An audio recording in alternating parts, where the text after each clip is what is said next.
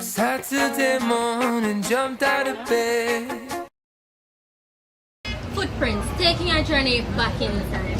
Today we're out in the field after having watched the Martin Luther King Jr. speech. So this is a speech that I have listened to on several occasions.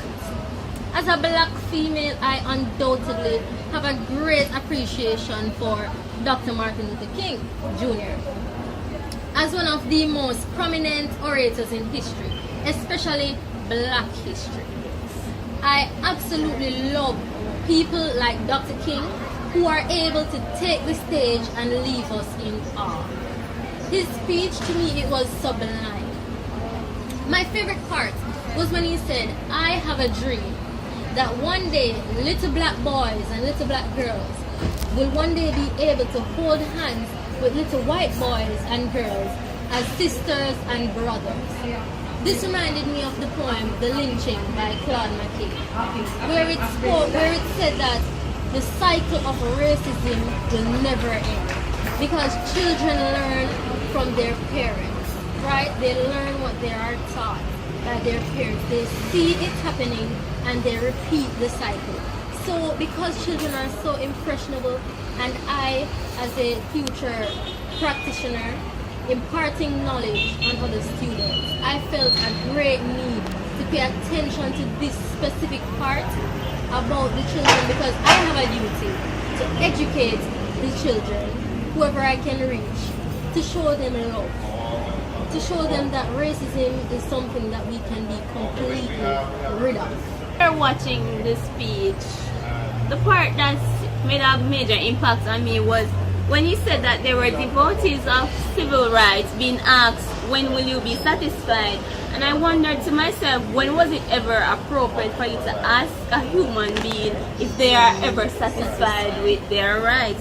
And he went on to say that we will not be satisfied as long as Negroes are victims of police brutality, as long as we are tired and we cannot stay the night in a hotel or motel, the fact that our mobility is only limited to the smaller ghetto or the larger ghetto, as well as the selfhood and dignity of our children are being robbed from these signs that claim for whites only.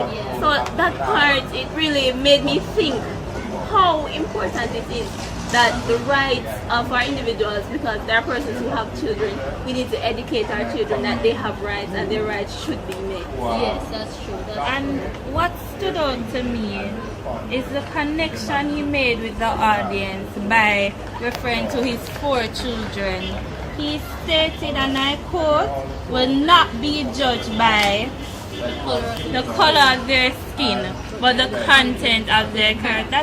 That stood out for me. He used his children, so that made it more personal. He connected to the audience on a personal level. Because I then remembered when I went to the hotel and I was treated a certain way because I was black. So the personal connection, that is what my favorite part was. A man who spoke words of power, who spoke words that people could understand. He spoke clearly. He spoke from his heart, and I know that persons could appreciate what he said. It was so riveting. It was heartfelt. I loved his speech. Continues to say us and we, which says that he was facing the same situation as his audience, and also that shows us that he is on their side. Yeah, as Sharifa said, you had a sense of involvement. He included his audience. He did not say "and you." He said "we," us as a nation. He connected with not only black people but the whites who were in the audience. He mentioned his white brothers and sisters who had stood there, to assist in this movement. We now join 2 of our board members on Skype.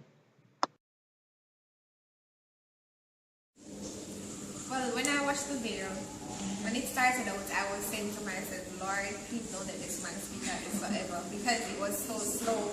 But then as he progressed in his speech, I realized that the speech was very interesting.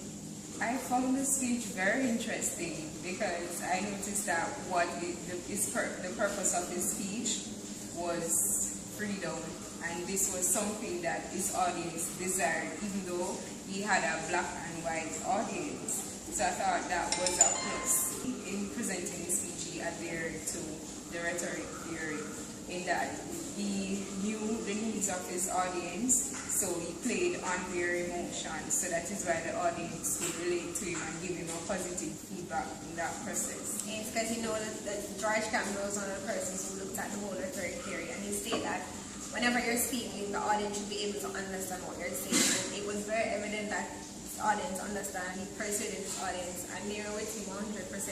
And even in doing that, I noticed that he was very articulate, and you could hear every single word that he said. And you know that persons like in high places they tend to use a lot of technical terms. I noticed that he did not utilize any, and as such his audience could understand clearly what he was saying. So he used simple, concise language to bring across his speech.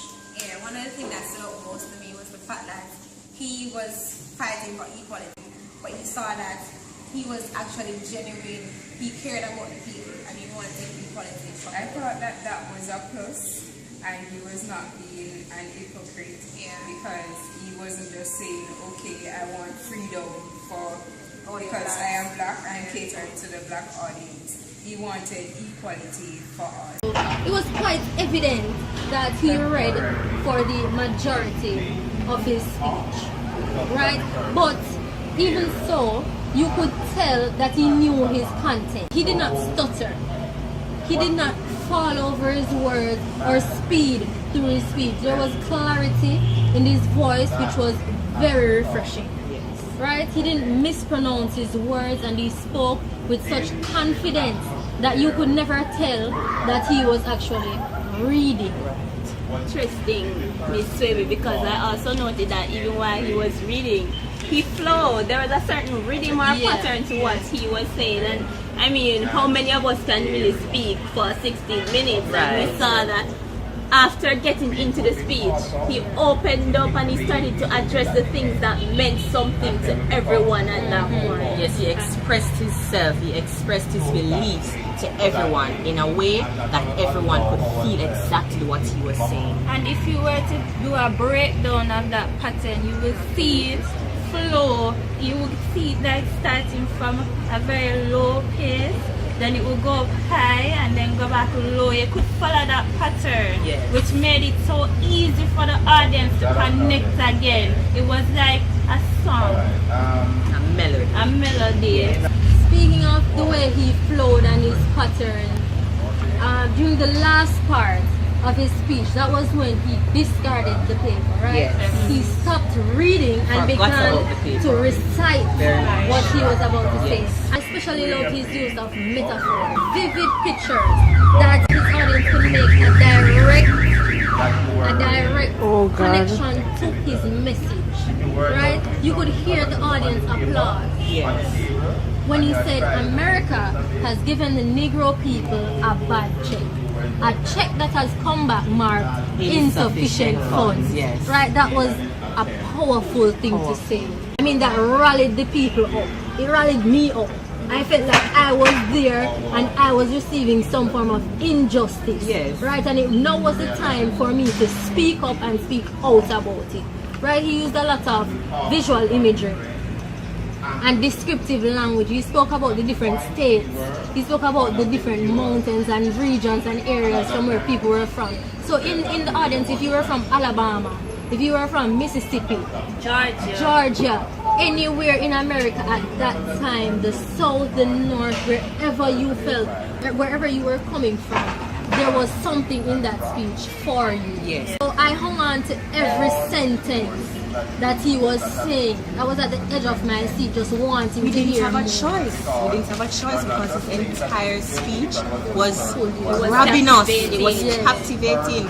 And we all know that repetition is a popular rhetorical device used to drive a point home. So when we're looking at the things that he repeated, he said, I have a dream. He said it more than once. He also said, now is the time to make real promises of the democracy.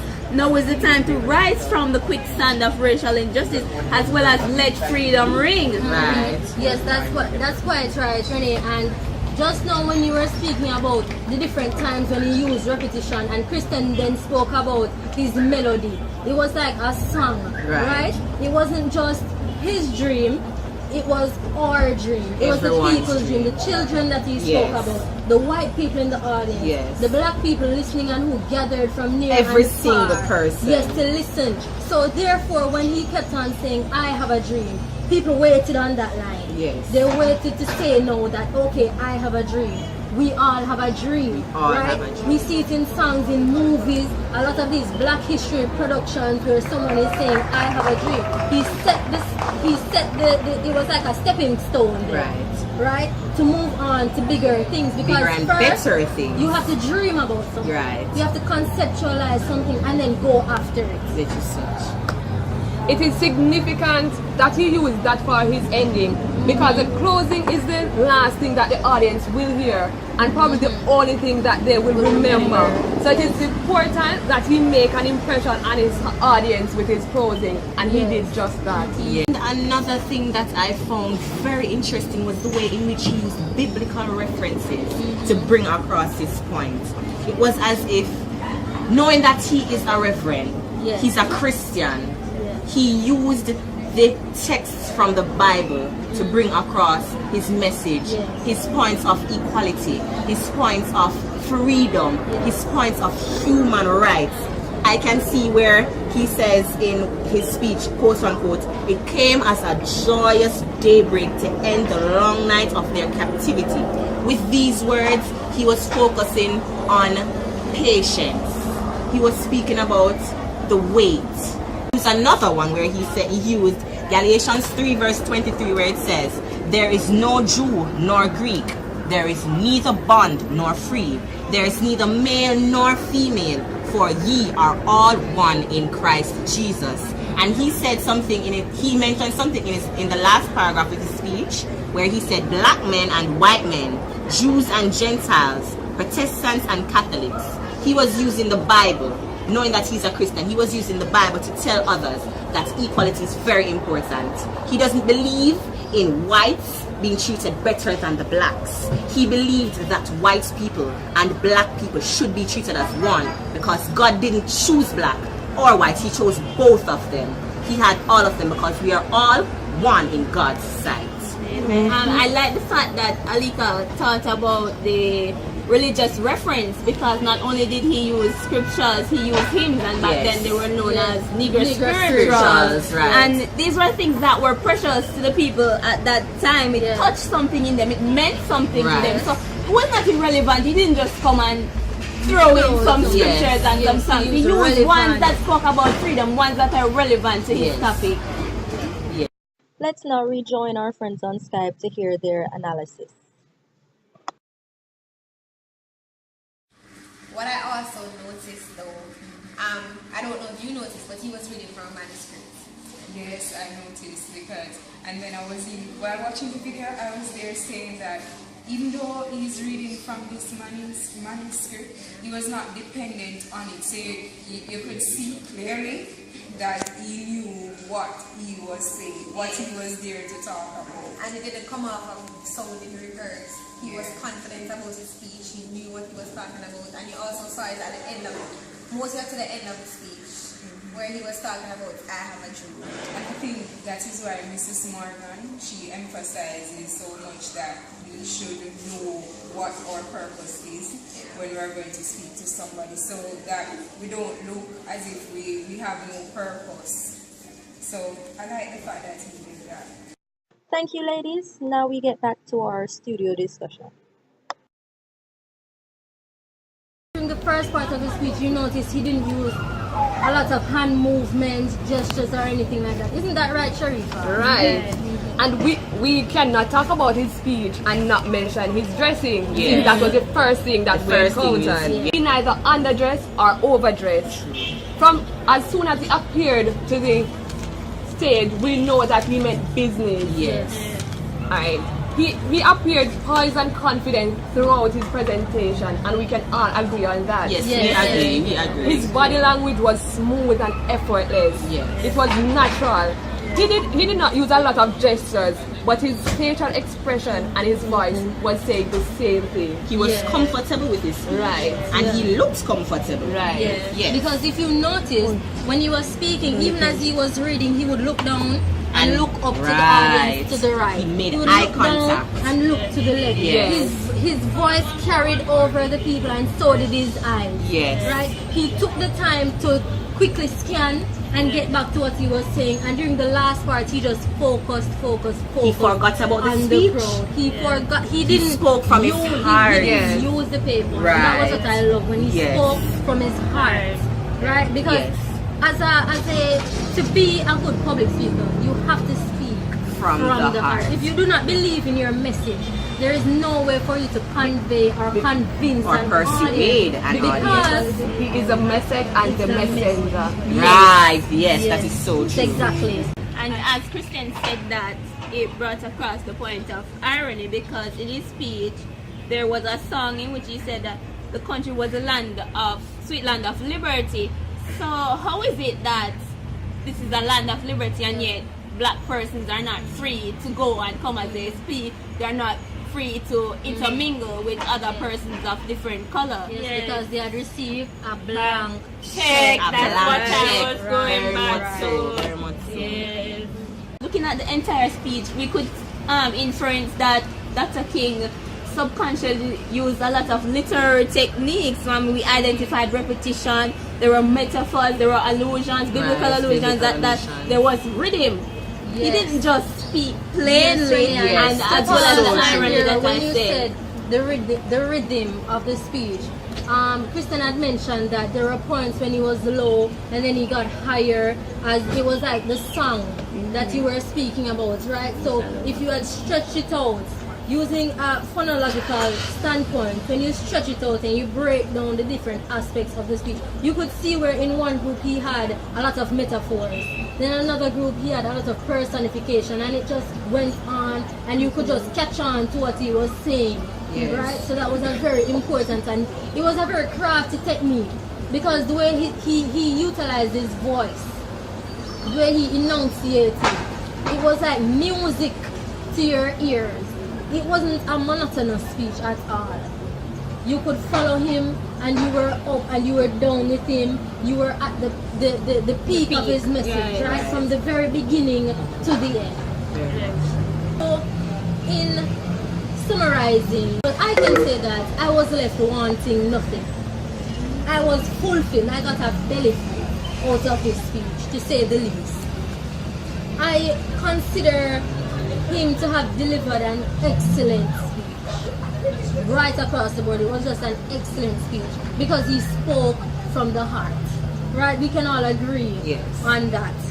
The message transcends time, which is both fortunate and unfortunate. It is very good that we are able to listen to such an amazing and influential person such as Martin Luther King Jr. And he spoke to issues that still do affect us in today's society, right? We still have issues where people are segregated. We still have issues where people are made the minority, right? Because of your ethnic background, religion, choice of lifestyle. The racism may not be as radical as it was then, but there's no denying that we do have racism in 2014. Yes, we right? do. And that is why it is unfortunate that this message still has to be repeated. Right? It still needs to be heard. The world that we live in is full of hatred and segregation, and it needs more timeless speeches like this. There was no doubt that Dr. King was indeed a good communicator, and if we remember from the last episode, we spoke about the usage of the art of rhetoric. It was used to inform, which indeed he did. He told them about the freedom that was promised to them by the government itself, and that they were being denied of that freedom. And rhetoric is also used to persuade. Yes. And this is what he did also, because he was able to use his word to spark inside the person at that time something that helped to change the world dramatically, because today we are free. So for a black man to really go and just speak and have a white fan base as he did, white and black, he captivated the audience. He just paved the way for many others. I was truly captivated by his words. I must say that the way in which he shared his dream of equality, his dream of human rights, his dream that he wanted to share with everyone. He didn't think about himself. He thought about everyone, and I loved that. I think that he is a good speaker, and we all can say we have learned something from him. He make you feel as if you need to take action, right? Yes. You need to do something. Yes. Another very important point is that his speech lasts for about 15 minutes. Yet he was able to hold his audience from the very start until he was finished. And it is remarkable how he did this without any form of interaction, like questioning, etc. It is very For such a diverse audience. Right. And in wrapping up, I also like the fact, I don't know if you noticed, he wasn't overdressed, but he was well attired and all of that. And in addition to that, even the gestures that he used, I like the fact that he wasn't just there talking. At first, for some persons, they might find how he spoke very annoying, because he was like, today I am here. But then I thought that was something good, because it helps. Even after watching the video, you can remember all the things that, or most of the things that he said. So I think by speaking, by talking like that, it helps the message to resonate on the listener's mind. And even while he was there talking, the gestures that he used to emphasize his message, it was in line with what he was saying. So I thought that in watching the video and what I just said, I thought that those qualities make a good speech. You have to have those qualities and utilize those things in order to be effective in Yes, and I do agree that it was a good speech. We all enjoyed it. It was interesting. On our final note, I would like to just say Mr. King knew what he was going to do. Very much. The first thing he said was that I am happy to join you today in what will go down in history as the greatest demonstration for freedom in the history of our nation. Thank you for tuning in to Footprints. This is our final episode for the year. See you in 2015.